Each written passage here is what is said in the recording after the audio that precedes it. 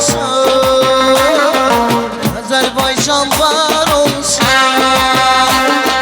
Yoruldu yollar baba, söyledi diller baba. Kaytıran eller var olsun, ömrü Türkiye yar olsun, Azerbaycan var olsun.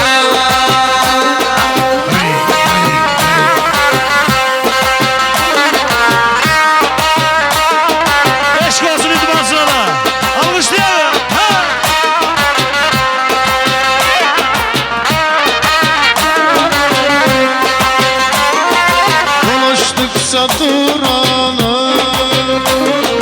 aldım bir cefaranı, gördüm Fatih Sultanı, dedim uğurlar olsun, Tanrı Türkiye yar olsun, dedim uğurlar olsun. Oldu yollar bana, Söyledi diller baba, ay kuran eller var olsun, Tanrı bize yar olsun, Azerbaycan var olsun,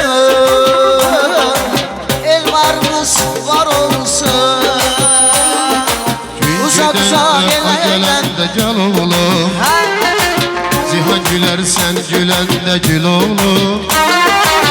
Bir yol vardı hak yoludur bil oğlum, yeri bilmek köyü bilmek yol oğlum.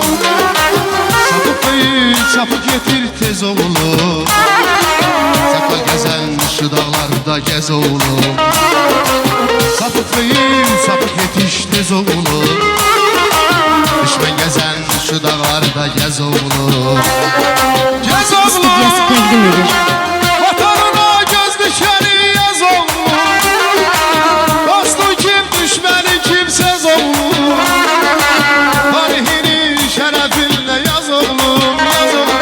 yaz oğlum, vatanına göz dikeni saz oğlum, dostun kim düşmanın kimsez oğlum, Tarihini şerefinle yaz oğlum. uzak uzak ellerde adım var, ünvanım var, dastalara sığmayan şöhretim var, şanım var.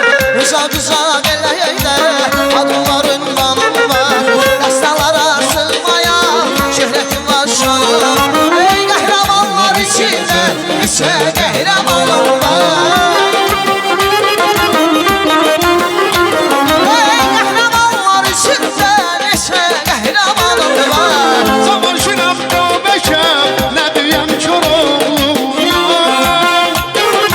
Azerbaycan oğlu ya, ben bu yurdun oğlu.